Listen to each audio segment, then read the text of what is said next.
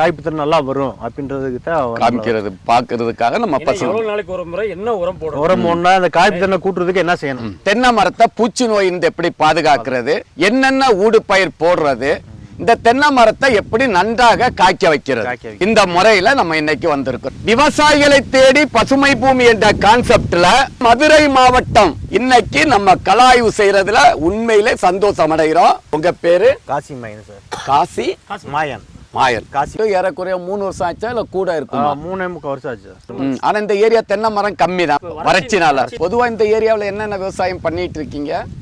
நெல்லு சார், தென்னை மரம், நெல்லு, தென்னை மரம், பருத்தி, அப்புறம் வெண்டிக்காய், காய்கறி, மல்லிகைப்பூ, இத மாதிரிப்பட்ட பயிர்கள் போட்டு இப்ப மாட்டு பயிர் தென்னையில முருங்கை வைப்பாங்க. முருங்கை அதெல்லாம் லாபம் இல்ல, அதனால தென்னை மரம் வச்சா கொஞ்சம் நல்லா இருக்குன்னு சொல்றதுக்காக தென்னை மரத்தை சாகுபடி பண்ணிட்டு இருக்கீங்க.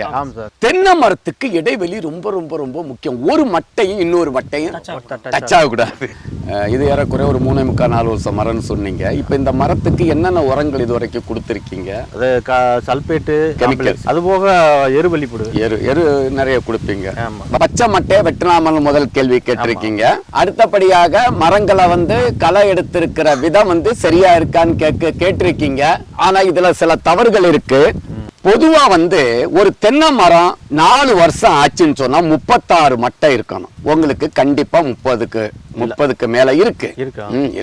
மட்டை ஓரளவு சரியாதான் இருக்கு. அதான் இது நாற்றக நெட்ட குட்டா தூர் பெருக்கதான் செய்யும். அதுக்காக இவ்வளவும் பெருக்க கூடாது. ஒரு மரம் பம்பர வடிவத்துல இருக்கணும்.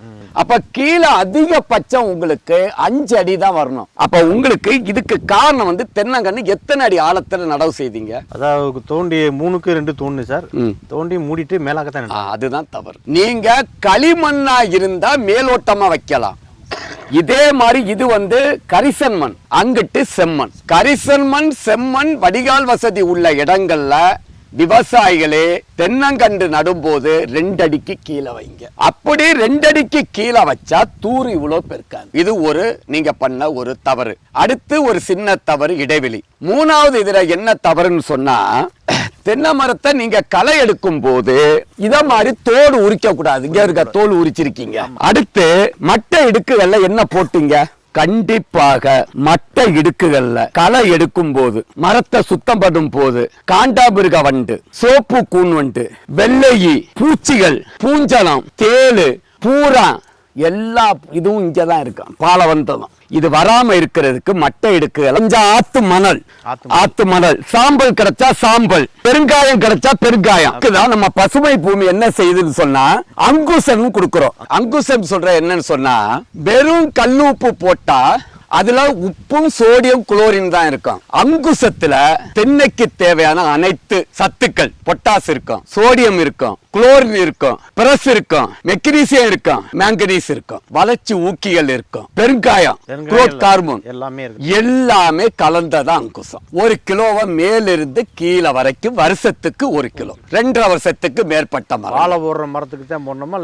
எல்லா மரங்களுக்கும் மேற்பட்ட மரங்கள், கண்ணு மரங்களுக்கும் குறைச்சு போடணும். நடவு செய்தா 6வது மாதத்திலே போட்டுடலாம். இப்ப பசுமை பூமி என்ன செய்யிருக்குன்னு சொன்னா, காயை ஏற்படுத்தின அந்த காய்கள் வழியா பூச்சிகள் போய் முட்டை போட்டுரும். அதனால பசுமை பூமி மரங்களை களை எடுக்கிறது, அந்த அங்குசம் உப்பு போடுறது, மரநாய் வரக்கூடாது. அதுக்காக அந்த அங்குசத்தை போட்டின்னு சொன்னா எதுவும் வராது, பூச்சி வராது, நோய் வராது, மரம் ஆரோக்கியமா காய்க்கும், சத்துக்களை கொடுத்துரும். இப்ப இந்த வேலையும் பசுமை பூமி செய்து கொடுக்கிறோம். ஒரு மரத்துக்கு இதே மாதிரிப்பட்ட கண்ணு மரங்களுக்கு 40 ரூபாய், பெரிய மரங்களுக்கு 100 ரூபாய் வரைக்கும் வாங்குறாங்க. 80 ரூபாய், 60 ரூபாய், 100 ரூபாய் அந்த மரத்தினுடைய தன்மைக்கு ஏற்றவாறு. ஆமா, இத மாதிரி காயப்படுத்த மாட்டாங்கன்னா மரங்களை அவங்க அங்கிருந்தே வந்துருவாங்களா? எல்லாமே நம்ம பசுமை பூமி தமிழ்நாடு, ஆந்திரா, கேரளா, கர்நாடக விவசாயிகளுக்கு சேவை நோக்கோட அந்த அங்குசத்தை குருத்துக்குள்ள போட்டுருவாங்க. அதை முடிச்சோட 40 ரூபாய். இந்த மரம் சைஸ் மரத்துக்கு 40 ரூபாய். அப்ப உங்களுக்கு பூச்சி நோய் பிரச்சனை வராதுன்னு நீங்க ஆட்களை தேடி அலைய வேண்டியது இல்ல. களை எடுக்கிறது எப்ப பெஸ்ட்னு சொன்னா, மழை காலம் ஆரம்பிக்கிறதுக்கு முன்பாக. ஆமா, அதாவது ஜூன் ஜூலைல உரம் வைக்கணும், நவம்பர் டிசம்பர்ல உரம் வைக்கணும். ஆமா, 6 மாதத்துக்கு ஒருக்கா உரம் வைக்கணும். அடுத்து இந்த பச்சை மட்டை வெட்டுறதுல இன்னும் ஒரு நன்மை இருக்கு சார். மரம் ரொம்ப தூர் பெருக்குது. தூரை குறைக்கன்னு சொன்னா 10 மட்டையை வெட்டின்னு சொன்னா தூர் சிறுத்துரும். நான் உங்களுக்கு சொல்லல. சில விவசாயிகள் வந்து தூர் ரொம்ப பெருக்குது என்ன சொன்னா பச்சை மட்டைகளை அடியோட வெட்டி விடலாம். வெட்டி விட்டு மருந்து ஸ்ப்ரே பண்ணணும். இல்லாட்டி அதுக்குள்ள பூச்சி உள்ள போயிடும். வாழ்நாள்ல எத்தனை தடவை வீடு கட்டுவோம்? ஒரு தடவை தான் கட்டுவோம். தென்னை மரத்துக்கும் ஒரு வீடு தான். முதல் என்ன செய்யணும்னு சொன்னா இந்த கழிவுகளை தயவு செய்து இங்க போடாதுங்க. இங்க போட்டா பாம்பு எல்லாம் போய் அடைஞ்சிரும். இதை நெருப்பு வச்சு கொளுத்துரும். குப்பைச்சாணியை காசு கொடுத்து வாங்குறீங்க. எதுக்கு குப்பைச்சாணியை காசு கொடுத்து வாங்குறீங்க? இதானே குப்பைச்சாணி. இதை போடுங்க. இதுல சாணியை போடுங்க. இது ஃபர்ஸ்ட் கீழே வந்து ஃபர்ஸ்ட் வேஸ்ட் தான். வேஸ்ட். அது பின்னாடி சாணி. அதுக்கு மேல என்னென்ன கழிவுகள், அதாவது மீன் முட்டை, மீன் கழிவு, மீன் முட்டை, மீன் கழிவு, காய்கறி வேஸ்ட், டவுன் கம்போஸ்ட் எல்லாம் இதுல போடலாமா? இப்ப வருஷம் வந்து இந்த மறுபடியும் போட்டதை அள்ளி வெளியே போட்டுருதா சார்? இது இப்படி போட்டுட்டு மேல ஈரச்சாணியோ மக்குன சாணியோ போட்டா இது இத்துரும். அப்படி அடி ஆயிரும். விழுக வெட்டி போட்டுட்டே வாங்க. இல்ல சார், மறுபடியும் எடுக்கணும்ல குழி. இங்க தொந்தரவே பண்ணக்கூடாதான் வீடுன்னு சொல்லிட்டோமே. எப்படி சார் உழுகிறது எப்படின்னு கேக்குறீங்க? உழவே கொடுக்க கூடாது. இப்ப நீங்க இதுல இப்படி வட்ட பார்த்து எடுத்தாச்சா? இங்க வட்ட பார்த்து எடுத்தாச்சா? இவ்வளவு இடம்தானே இடைவெளி இருக்கு. இதுல ஒரு வருஷம் வாழையை நட்டு விடுங்க. இதுல குப்பைச்சாணி போட்டாச்சா? இதுல ஆட்டருவு எல்லாம் போடலாம்ல. ஆட்டருவு சார், இந்த ஈரச்சாணி போட்டா மாட்டு ஈரச்சாணியோட வண்டி அதுல உற்பத்தி ஆகுறாங்களே.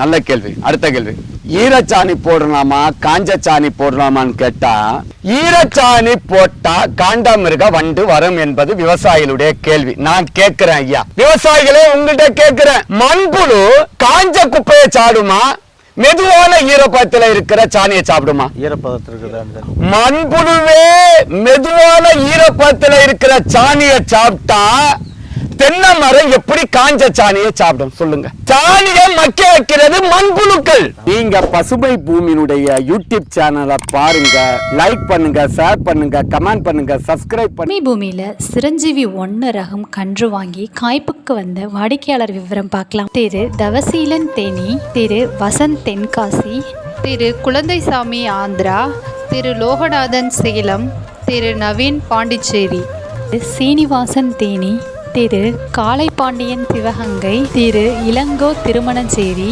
திரு மார்க் திண்டுக்கல், திரு மாதவன் திருநெல்வேலி, திரு ஆனந்தன் சென்னை, திரு கார்த்திக் சேலம், திரு மணி மதுரை, திரு அன்பராஜ் திண்டுக்கல், திரு கதிர் காரைக்குடி, திரு பரமசிவம் ஈரோடு, திரு யோகவேல் உடுமலைப்பேட்டை, திரு சுப்பிரமணியன் விருதுநகர், திரு அங்கையன் தேனி, திரு மாறன் காரைக்குடி, திரு ராஜேந்திரன் மேட்டூர், திரு முருகையன் அறந்தாங்கி, திரு பூபதி கரூர், திரு சசிகுமார் மதுரை, திரு பாஸ்கர் சிவகங்கை, திரு குணசேகரன் வாணியம்பாடி, திரு மணிமாறன் கம்பம், திரு ஜேசுதாஸ் தேனி, திரு லக்ஷ்மணன் தென்காசி, திரு சீனிவாசன் நாயுடு. பசுமை பூமியினுடைய பூம்பும் பூசல்ல humic acid 80%, fulvic acid 15%, biopotash 2.5%, micro nutrients 2.5%. ஆகையால் பசுமை பூமி விவசாயிகளுடைய லாப நோக்கோட குறைந்த விலையில் தரமான இந்த பூம்பும் பூஸ்டரை தயார் பண்ணி கொடுத்துக்கிட்டு இருக்கோம்.